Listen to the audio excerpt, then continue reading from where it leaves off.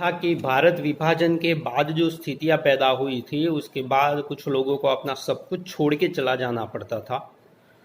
और मलबे का मालिक जो शीर्षक है मोहन राकेश की इस कहानी का, वो भी बिल्कुल सार्थक हमें मालूम पड़ेगा, क्योंकि जो लोग अपना सब कुछ यहाँ से छोड़ के चले गए थे शायद वो मलबे में भी पलट के रह गया है। कुछ लोग हॉकी मैच देखने के बहाने गाँव में अमृतसर आए हैं और गलियों गलियों में घूमते हैं।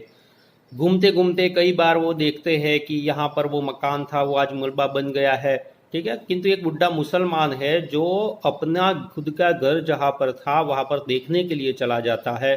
वहाँ पर एक युवक उसको मिलता है, फिर उसको पहचान देता है कि 7.5 साल पहले तो इतना सा था, और उनका बेटा जो चिराग दिन था वो एक दर्जी था, और हमने जो मकान बनाया था उसकी बात करते हैं, ठीक है। तो इससे हम आगे बढ़ते हैं।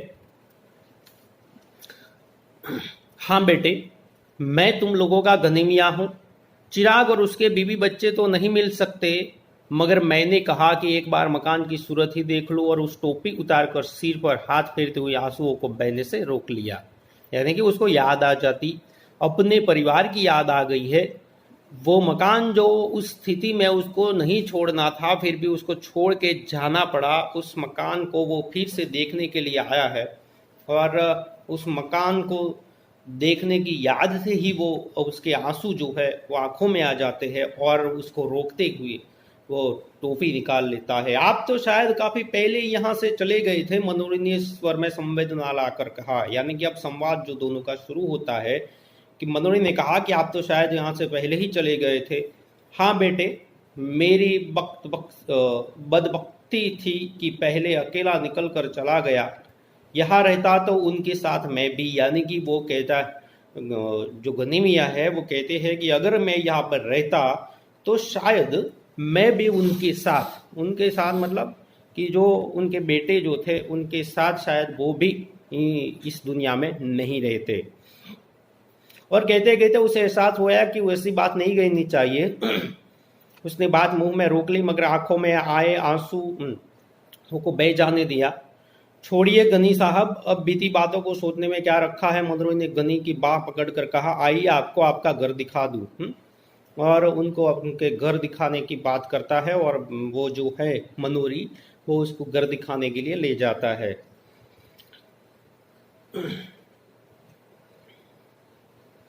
गली में खबर इस रूप में फैली थी कि गली के बाहर एक मुसलमान खड़ा है जो रामदासी के लड़के को उठाने जा रहा था।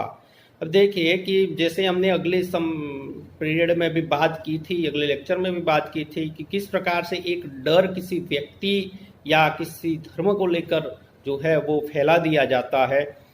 और जैसे वो बच्चा आया था और उसको वो कुछ देना चाहता था, किंतु लड़की उसको उठाकर लेकर चली गई थी। और एक खबर जो है वो गली में इस प्रकार से फैल गई कि कोई मुसलमान आया है और वो लड़के को उठाने जा रहा था। उसकी बहन उसे पकड़कर घसीट लाई, नहीं तो वह मुसलमान उसे ले गया होता। यह खबर पाते ही जो स्त्रियां गली में पीठे बिठाकर बैठी थी वे अपने अपने पीठे उठाकर घर के अंदर चली गई। गली में खेलते हुए बच्चों को भी उन स्त्रियों ने पुकार पुकार कर घर में बुला लिया। मनोहरी जब गनी को लेकर गली में आया तो गली में एक फेरी वाला रह गया था, या कुएं के साथ उगे हुए पीपल के नीचे रखा पहलवान बिखर कर सोया दिखाई दे रहा था। तीसरा पात्र, अब नया पात्र जिसे हम कहें रखा पहलवान, वो कुएं के नीचे एक पीपल का पेड़ था उसके नीचे सोया था। बाकी सब गलियों में थे जो घूम रहे थे, वो खेल रहे थे बच्चे, वो सभी के अपने अपने घर में चले गए। केवल एक फेरी वाला रह गया था। घरों की खिड़कियों में से और किवाड़ों के पीछे अलबत्ता कई चेहरे झांक रहे थे। यानी कि सब लोग जो है वो क्या कर रहे हैं, खिड़कियां तो बंद कर ली और थोड़ी सी खोली रख के खुलती और उसमें से झांक रहे हैं। यानी कि घरों की खिड़कियों में से और किवाड़ों के पीछे से अलबत्ता कई चेहरे जो है वो झांक रहे हैं। यानी कि थोड़ी सी जगह मिलती है उसमें से देख रहे हैं। जैसे कि हमारे यहाँ भी ऐसा होता है, कई झगड़े हो जाते हैं या कई दिक्कत होती है या कुछ ऐसी घटनाएं घटित होती है, सब अपने घर में चले जाते हैं और घर में से फिर खिड़की के जहां से नोक होती है, जहां भी थोड़ी सी जगह मिलती है, वहां से हम देखते हैं कि बाहर क्या हो रहा है। तो ये एक लोग जो है वो यही प्रकार से कर रहे हैं। गनी को गली में आते देखकर उनमें हल्की हल्की चेमगोइयां शुरू हो गई। दाढ़ी के बाल अब सफेद हो जाने के बावजूद लोगों ने चिराग दिन के बाप अब्दुल गनी को पहचान लिया था। 7.5 साल का समय हुआ है और इसीलिए चिराग दिन के जो बाप है अब्दुल गनी, उनको पहचान लिया। तो ये बूढ़ा मुसलमान कौन था? अब्दुल गनी था, गनी मियाँ। वह आपका मकान था। मनोरी ने दूर से एक मलबे की ओर संकेत किया, यानी कि जो मलबा जो पड़ा था वहां पर मनोरी ने संकेत किया कि वो जो मलबा पड़ा है वह आपका मकान था। गनी पल भर के लिए ठिठक कर फटी फटी आंखों से उसकी ओर देखता रह गया। चिराग और उसके बीवी बच्चों को मौत को वह काफी अरसा पहले स्वीकार कर चुका था, मगर अपने नए मकान को इस रूप में देखकर जो उसे जुर्जुरी हुई उसके लिए वह तैयार न था। उसके कल्पना भी न की थी कि चलो बच्चों को शायद मर गए होंगे या वो वही भीड़ में कहीं ना कहीं उसको कुछ हुआ होगा इसलिए मर गए होंगे, किंतु मकान जो था वो तो शायद अच्छा होगा। मकान को देखकर उसकी यादें और भी आ जाएगी, मकान को देखकर उसको तसल्ली मिल जाएगी, किंतु वह मकान जो मलबे के रूप में परिवर्तित हो चुका है उसको देखकर उसे बहुत दुख हुआ। उसकी जुबान पहले से ज्यादा खुश हो गई और घुटने भी ज्यादा कांपने लगे। वह मलबा? उसने अविश्वास के स्वर में पूछा। मलबे को देखकर उसने पूछा कि वह मलबा? मनोरी ने उसके चेहरे का बदलता हुआ रंग देखा। उसने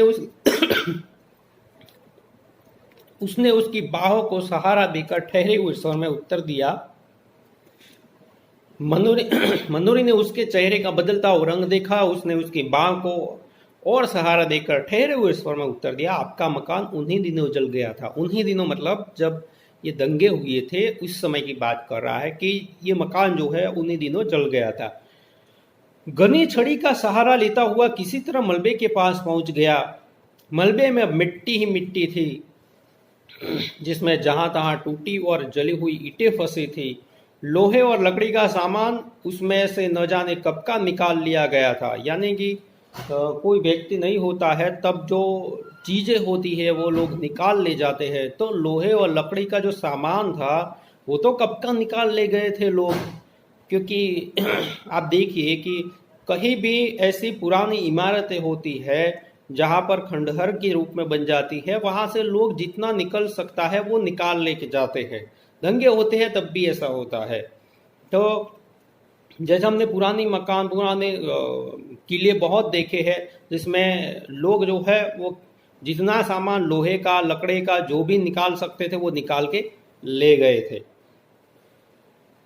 तो यहां पर भी ऐसी हाल थी कि मिट्टी मिट्टी थी जिसमें जहां तहां टूटी और जली हुई ईंटें फंसी थी। लोहे और लकड़ी का सामान उसमें से न जाने कब का निकाल लिया गया था।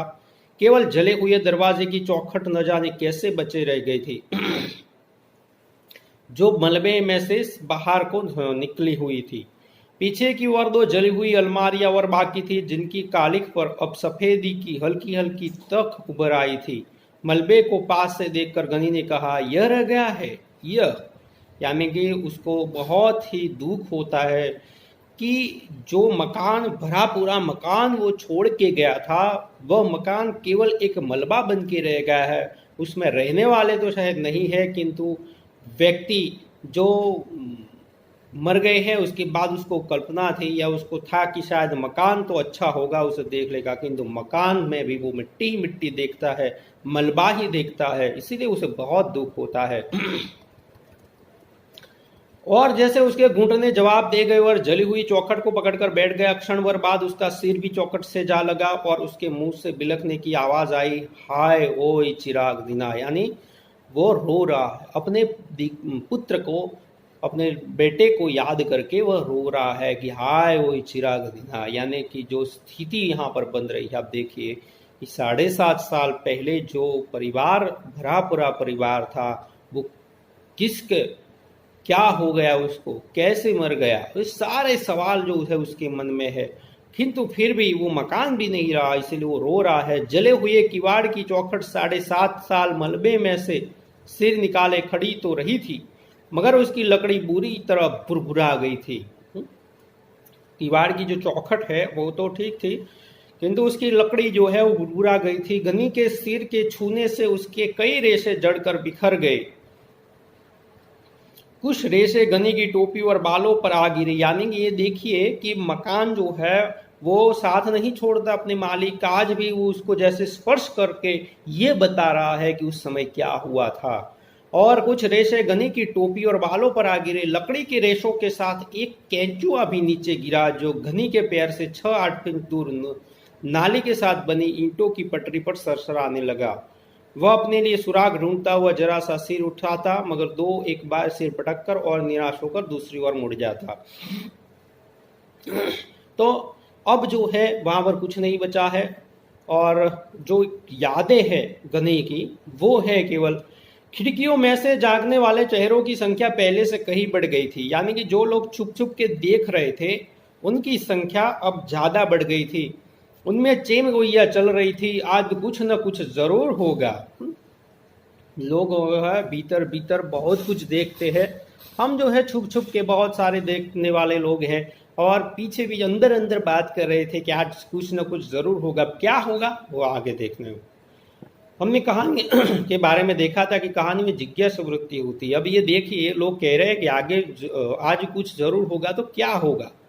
चिराग दिन का बाप गनी आया है, इसीलिए 7:30 पहले की सारी घटना आज खुल जाएगी। यानी कि 7:30 पहले कौन सी घटना हुई थी, किस प्रकार से ये मकान जो है आज मलबा बन गया है, किस प्रकार से चिराग दिन, उसकी बीबी, उसके बच्चे किस प्रकार से मौत के घाट उतार दिए गए।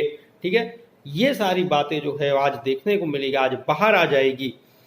जैसे वह मलबा गनी की सारी कहानी सुना देगा कि शाम के वक्त, अब देखिए क्या हुआ था।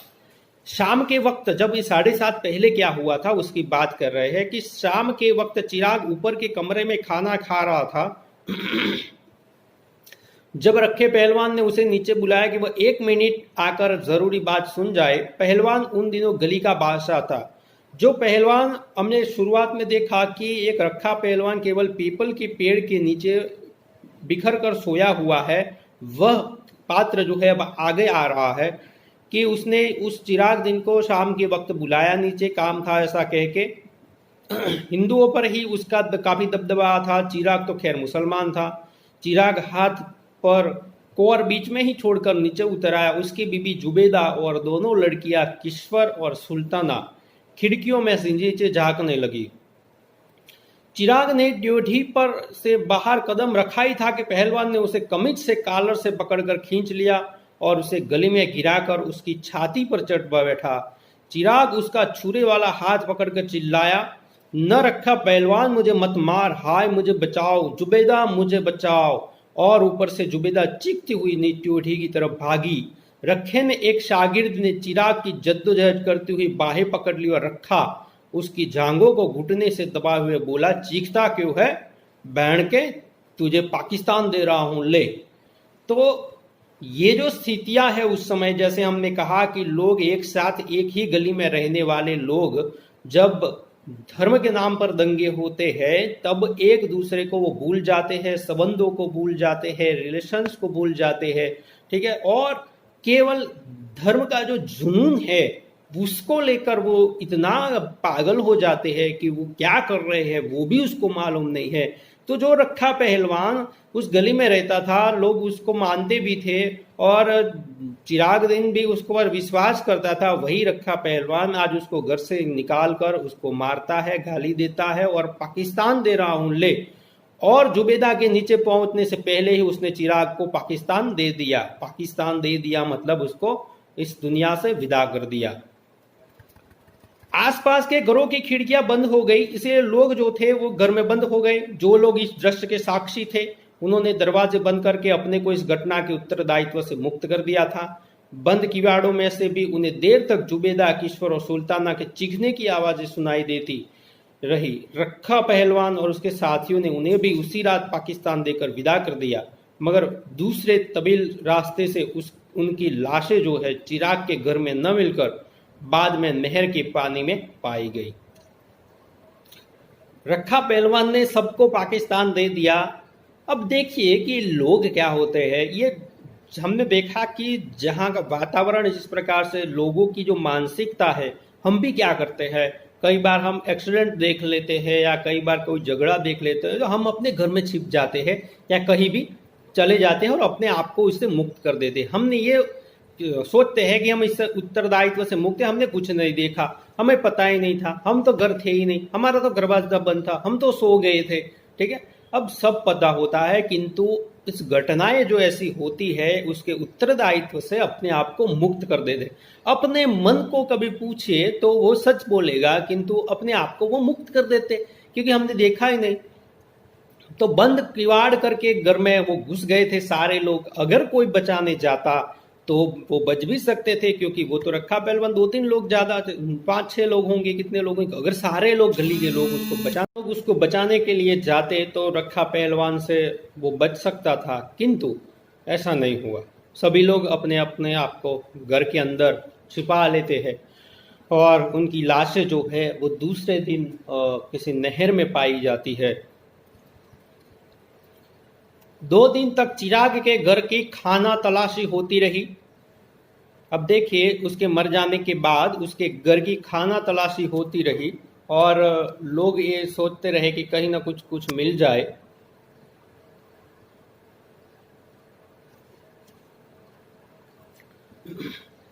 जब उसका सारा सामान लूटा जा चुका था तो न जाने किसने उसके घर को आग लगा दी। पहले सब सामान लूट लिया, सब निकाल लिया, और जैसे ही उसका सारा सामान लूट लिया गया, अब घर में कुछ नहीं रहा, तो किसी ने उसके घर को आग लगा दी। लोग यही कह रहे थे, जब भी दंगे होते हैं तो यही होता है। ठीक है, तो रखे पहलवान ने कसम खाई थी कि वह आग लगाने वाले को जिंदा जमीन में गाड़ देगा। रखे पहलवान ने कसम खाई थी कि जिसने भी ये आग लगाई है उसको वो जमीन में जिंदा गाड़ देगा, क्योंकि उसने उस मकान पर नजर रखकर ही चिराग को मारने का निश्चय किया था। अब देखिए कि रखे पहलवान ने उसी मकान, मैंने इसीलिए कहा कि किसी का भरोसा हम कभी नहीं कर सकते। जो हमारे साथ हमेशा हरदम रहता है वह भी कभी स्वार्थवश क्या कर लेगा कुछ पता नहीं है। तो इस दुनिया में सभी चीजें हैं वो स्वार्थ के वश होती है। और चिराग को मारने का निश्चय किया था। उसने उस मकान को शुद्ध करने के लिए हवन सामग्री भी खरीद ली थी, क्योंकि मुसलमान का मकान था, इसीलिए उसको शुद्ध करने के लिए उसने हवन सामग्री भी खरीद ली थी। मगर आग लगाने वाले का पता नहीं चल सका। उसे जिंदा गाड़ने की नौबत तो बाद में आती। अब 7.5 साल से रखा पहलवान उस मलबे को अपनी जागीरी समझता जा रहा था। 7.5 साल तक जो मलबा बन गया था, आग लगने के बाद मकान जल गया था, फिर भी मलबा बचा था, उस मलबे को अपनी जागीरी समझ रहा था। जहां न वह किसी को गाय भैंस बांधने देता था और न खोंचा लगाने देता था, उस मलबे से बिना उसकी अनुमति कोई ईंट भी नहीं उठा सकता था। ठीक है, तो उसने उस मकान को देखकर ही चिराग को मार दिया था। अब देखिए यहाँ पर धर्म कहाँ है और देश की बात कहाँ है। केवल और केवल व्यक्तिगत स्वार्थ की बात होती है, केवल अपने स्वार्थ की बात होती है, और स्वार्थ के कारण लोग धर्म के जुनून में आ जाते हैं। कई लोग ऐसे होते हैं, कई बार हम क्या करते हैं कि इलेक्शन होते हैं या कभी कुछ ऐसे झगड़े होते हैं जिसमें हम जोश में आ जाते हैं, और जोश में आ जाने में होश खो बैठते हैं कुछ ऐसा। और जब भीड़ होती है तो भीड़ का कोई नाम नहीं होता है और उस भीड़ में हम जुड़ जाते हैं, कुछ ऐसी घटनाएं कर लेते हैं जिसके कारण ये सारी बातें फिर हमारा नाम आता है और हमारी लाइफ भी कभी बर्बाद हो जाती है। तो ऐसा कभी मत कीजिएगा, जुनून में आके कुछ कार्य ऐसा मत कर दे जिसके कारण आने वाले समय में आपका भविष्य बिगड़ जाए। ठीक है, तो यहाँ भी देखिए कि रखा पहलवान ने सब कुछ कर दिया, किंतु मकान को तो किसी ने आग लगा दी। फिर वो ये समझता है कि ये जो है मलबा वही उसका मालिक है और उसकी ईंट जो है वो किसी को वहां से उठा नहीं देने लगता था। लोग आशा कर रहे थे कि सारी कहानी जरूर किसी न किसी तरह गनी के कानों में पहुंच जाएगी। अब हम क्या कहते हैं कि आवाज आने खबर पड़ी जाए तो सारू, किंतु हम जो है वो दूसरों की आशा पर बैठते हैं। और लोग ये घर में ये जो हुआ था, ये घटना जो घटित हुई थी कि चिराग दिन को रखे पहलवान ने किस प्रकार से मार दिया था, पाकिस्तान देने के नाम पर मार दिया था, उसके परिवार को मार दिया था, उसके घर का सामान लूट लिया था और उस घर को अपना बनाने के लिए हवन सामग्री भी खरीद ली थी, किंतु किसी ने घर में आग लगा दी थी। इसीलिए वो इस मलबे को अपनी मालिकी समझ रहा था और मालिकी के कारण किसी को गाय भैंस भी नहीं बांधने देता था। आज गनी मियाँ 7.5 साल बाद आए हैं, तब लोगों को ये लगता है कि आज गनी को पता चल जाएगा कि 7.5 साल पहले रखे पहलवान ने उसके परिवार के साथ क्या किया था। और घनी मलबे की मिट्टी नाखूने से खोद खोद कर अपने ऊपर डाल रहा था और दरवाजे की चौखट को बाह में लिए हुए रो रहा था। बोल चिराग दिना बोल, तू कहाँ चला गया? ओए किश्वरा, ओए सुल्ताना, हाय मेरे बच्चे, ओए घनी को छोड़ दिया ओए। और भुरभुरे किवाड़ से करीब की रेशे जड़ते जा रहे थे। ठीक है, तो इस प्रकार से हम देख रहे हैं कि जो व्यक्ति अपना सब कुछ छोड़ के चला गया था, अब 7.5 साल पहले बाद में यहाँ पर आया है और उसके बाद उसके घर की यादें उसको आ रही थी। मलबा मिलता है उसको घर की बजाय, और उसको देखकर, मिट्टी को देखकर रो रहा है, क्योंकि मातृभूमि और जन्मभूमि जो है वो उसकी मिट्टी जो है उससे जुड़ा हुआ, चाहे दुनिया में कहीं भी व्यक्ति चला जाए किंतु उससे वो हमेशा जुड़ा रहता है। और घनी आज जो हॉकी मैच देखने के बहाने यहाँ पर आए थे और उसके मकान को देखकर वो दुखी हो रहे थे, उस गली को देखकर, और उसकी जो परिवार है उसकी यादें यहाँ पर उनको आ रही है। ठीक है।